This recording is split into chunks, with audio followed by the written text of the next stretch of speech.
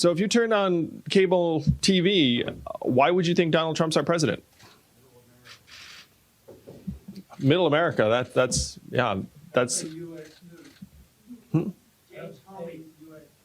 James Comey. Media says Russia. Russia. Media says Russia. Not voting. Not voting.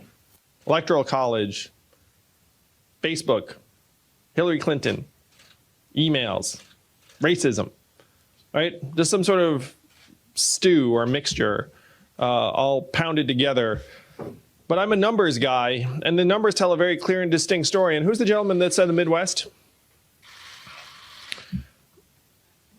We automated away 4 million manufacturing jobs that were largely centered in Ohio, Michigan, Pennsylvania, Wisconsin, Missouri, Iowa, all the swing states that Donald Trump needed to win and did win. And if you doubt this, there's a straight line up, a direct correlation between the adoption of industrial automation in a voting area and the movement towards Donald Trump. When a factory closes in a town, the jobs disappear, and then that town goes from blue to red very, very quickly. What happened to those manufacturing jobs is now happening to other industries throughout the country. Retail, call centers, fast food, truck driving, and on through the economy. The reason why Donald Trump's our president today is that we are in the midst of the greatest economic transformation in the history of our country, the fourth industrial revolution. When is the last time you all heard a politician even say the words fourth industrial revolution? Possibly just now. And I am barely a politician. Now, the reason I know this is I spent 7 years running an organization I started called Venture for America that helped create thousands of jobs in the Midwest and the South. I'm going to do something a little fun. How many of you grew up here in the DC area? But the Northeast, like me? Midwest? West Coast? South? So I grew up in the Northeast, and before I started Venture for America, I had not spent a lot of time in Missouri or Alabama or Louisiana or Ohio or the places that Venture for America operated. And I was blown away by the vast gulf between different parts of the country, where if you flew a few time zones between St. Louis and San Francisco or Michigan and Manhattan, you felt like you were traversing decades and dimensions and ways of life, and not just a few time zones. And some of you had your hands up before, know what I'm talking about. You live in DC, the per capita richest metro area in the country now, and then you go back to visit your families in other parts of the country, and I'm sure you're struck also by the vast gulf. So I was digesting this for 7 years, helped create several thousand jobs around the country, was honored by the Obama administration twice, and people were clapping me on the back saying, hey, great job. And I said, you don't get it. My work is like pouring water into a bathtub that has a giant hole ripped in the bottom. That for every 10 or 20 jobs my organization was creating, we were going to lose 10 or 20,000 jobs. And you can see it in the aftermath of the manufacturing automation wave in places like Detroit, where I spent a lot of time. A city of a peak population, 1.7 million, now has about 680,000 residents. City's almost 2/3 empty, and that's what happens when you hollow out many of these communities. So we're in the midst of this incredible economic transformation, and for whatever reason, our press, our journalists, our politicians are reluctant to talk about it. That's one reason I'm so thrilled to be here with you all today, is because if we can help our fellow Americans understand that it is not immigrants that are causing these problems, by the numbers, it is not immigrants, it is automation and technology and machines. If you go to a factory in Ohio, you will not find wall-to-wall immigrants. You will find wall-to-wall robot arms. Same with any Amazon fulfillment center. Then we can start focusing on the real problems of this time. How are we going to help millions of Americans manage a transition from an economy of the 20th century to the 21st? And I'm going to go through a few of the most prominent examples that Americans understand about how this is transforming our way of life. Now, if you live in DC, very affluent area, you have stores opening here instead of closing. But in most of the country, 30% of stores and malls are closing for good. Now, why is that? One word answer, Amazon, right? Amazon soaking up $20 billion in business every single year. How much did Amazon pay in taxes last year? Zero. That is the math that most Americans are facing in their communities. 20 billion out, zero back. Meanwhile, being a retail clerk is the most common job in most of the country. The average retail clerk is a 39-year-old woman making between $9 and $10 an hour. What is her next job going to be when the store or mall closes? It's a rhetorical question. No one really knows. When you all call a customer service line of a big company and you get the software or bot, you probably do the exact same thing I do, which is you pound 000, say human, human, human to get someone on the line, right? Raise your hand if that's what you do. Oh yeah, we all do it. If you don't have your hand up, you're lying. Or you're just lazy and didn't feel like raising your hand, it's fine. In 2 or 3 short years, the software is going to sound like this. Hey Andrew, how's it going? What can I do for you? It'll be fast, seamless, efficient, delightful, a little bit sexy perhaps. What is that going to mean for the 2.5 million Americans who work at call centers right now making $14 an hour, average education high school? Driving a truck is the most common job in 29 states in this country. 3.5 million truck drivers. And I said this on the debate stage in Ohio. We have robot trucks on the highways right now. UPS just invested. They're on our highways, and the truckers know it. What is this going to mean for the 3.5 million Americans who drive a truck for a living, or the 7 million Americans who work at truck stops, motels, and diners that rely upon the truckers getting out and having a meal? So these are the middle stages of the fourth industrial revolution that's tearing our economy apart. And you can already see it in the numbers and the statistics. Our labor force participation rate is down to 63%, same levels as El Salvador and Costa Rica, if you like international comparables, and then close to a multi-decade low. And then we've seen surges in suicides and drug overdoses in many of these communities to the point that America's life expectancy has declined for the last 3 years in a row. Do you all know the last time America's life expectancy declined for 3 years in a row? Spanish flu of 1918, 100 years ago. We're back in Spanish flu territory because of deaths of despair in this country, in large part because millions of Americans are getting pushed to the sidelines and don't feel like they have a path forward. Now, my first move in all of this as the entrepreneur was not to run for president. I came here to DC, to this town, and I met with various leaders and I asked, what are we going to do about the fourth industrial revolution, got Donald Trump elected. And the fact is Americans are scapegoating immigrants, things immigrants have next to nothing to do with. And what do you think the folks here in DC said to me when I asked, what are we going to do about the fourth industrial revolution? You know this town. What kind of response do you think I got? Duh.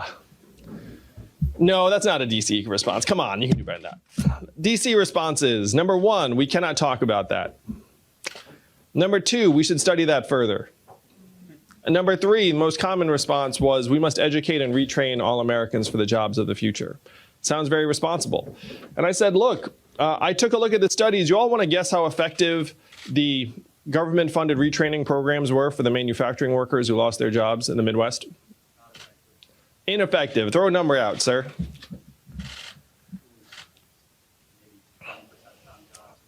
That's about right. 0 to 15% effectiveness. They were a total dud. Now, of the manufacturing workers that lost their jobs, almost half left the workforce for good, forever.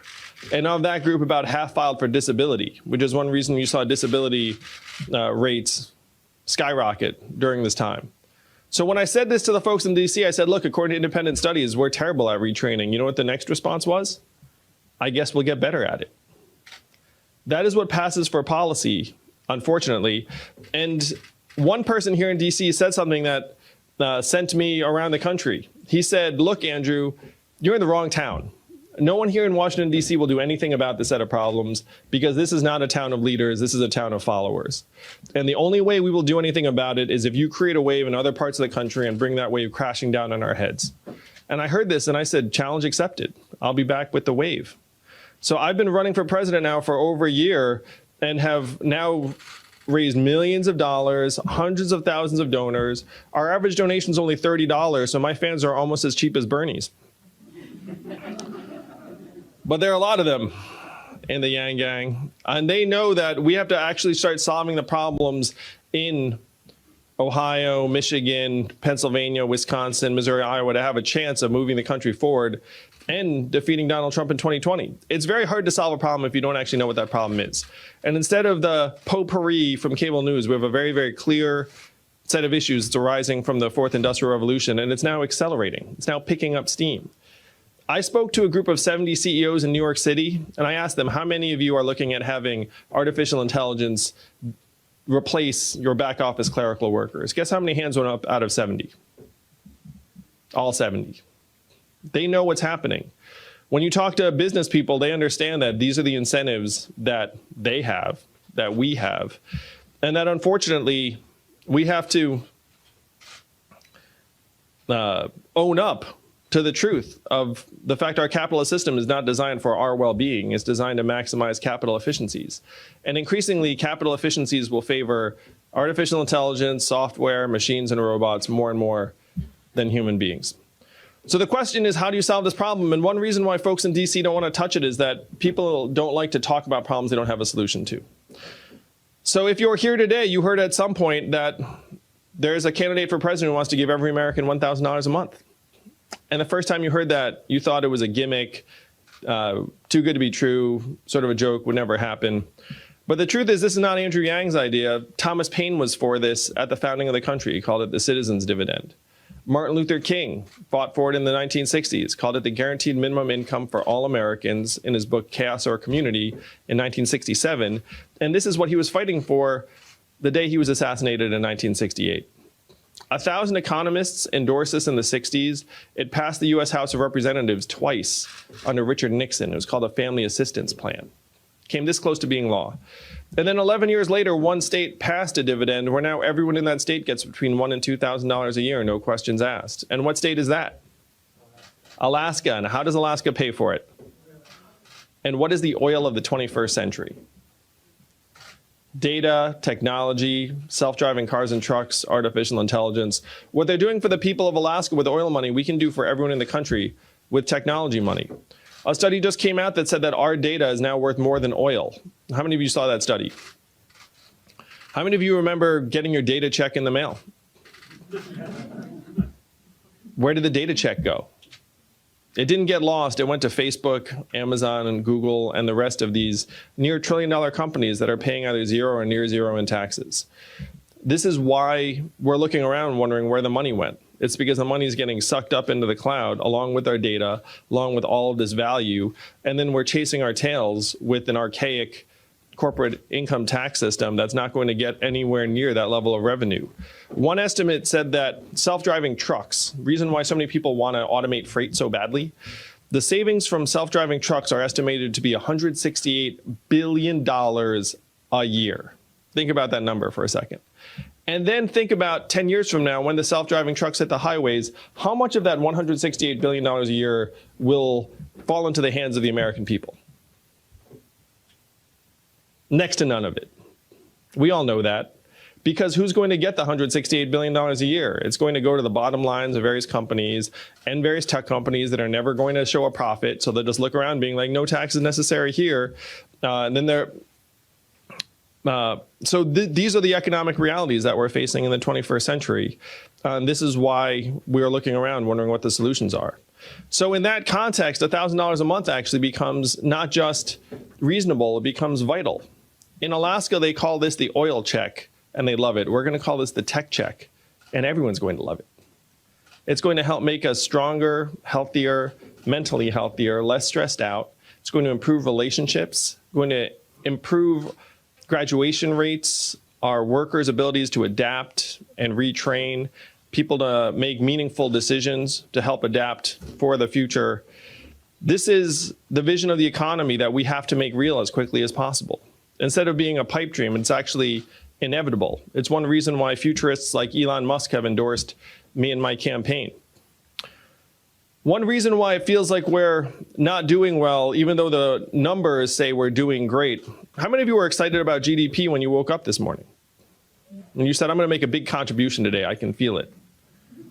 No? Not even in DC?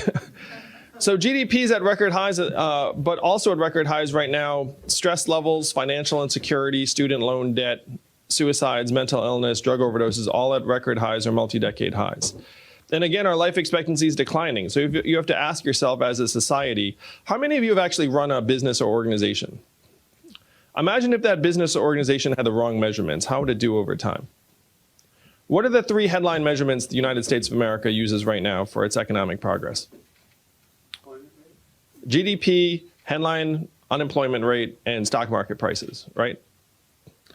Right, so GDP, even the inventor of GDP, Simon Kuznets, said 100 years ago, this is a terrible measurement for national well-being, and we should never use it as that. And here we are 100 years later, chasing it off a cliff. Self-driving trucks will be tremendous for GDP and very, very bad for many Americans.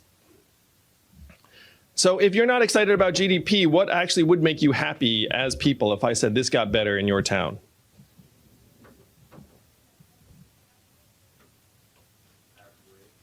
Average wage, average income and affordability, that would make you happy. How many of y'all are parents like me? Wow, some of you should get cracking. How about childhood success rates? How about mental health and freedom from substance abuse? Clean air and clean water?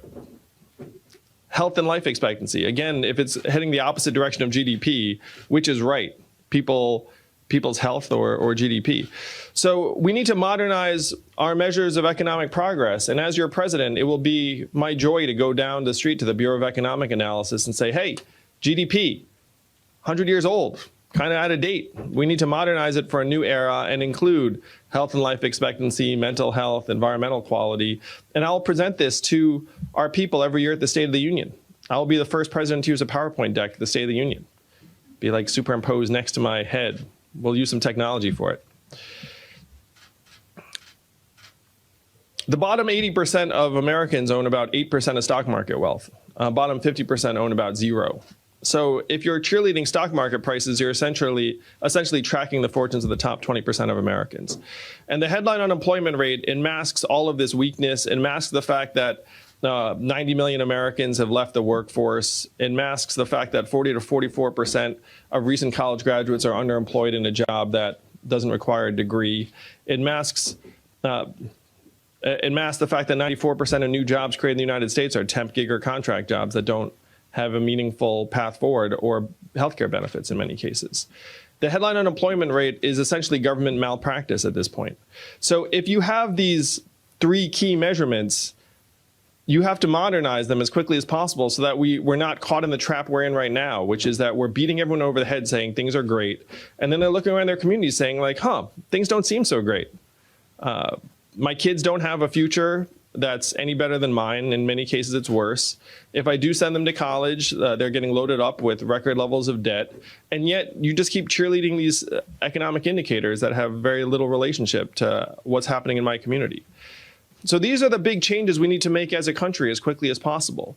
First, we need to have a dividend of $1,000 a month that will help move our country forward very, very quickly. And second, we need to update our measurements for the 21st century so that we can actually see how we're doing, see what the real problems are, and then put our energies to work solving those problems.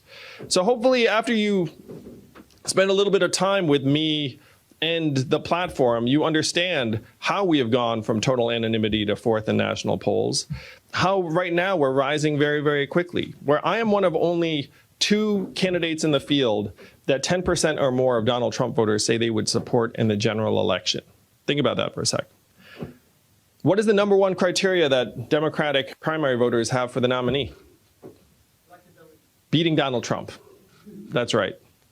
And as one of only 2 candidates that's already drawing 10% or more of Donald Trump voters, I'm as sure a bet as there is in the field.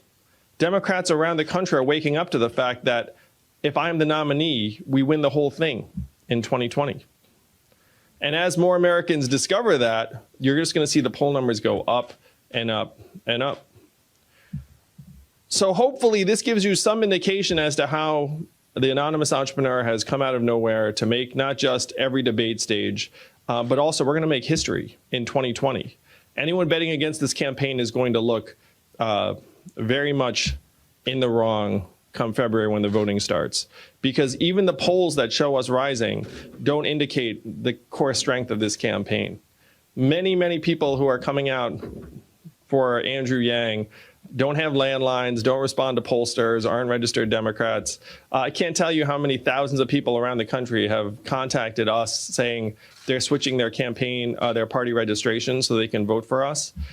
You underestimate this campaign to your own detriment, because at every stage we have overperformed, and that's just going to accelerate in the days to come.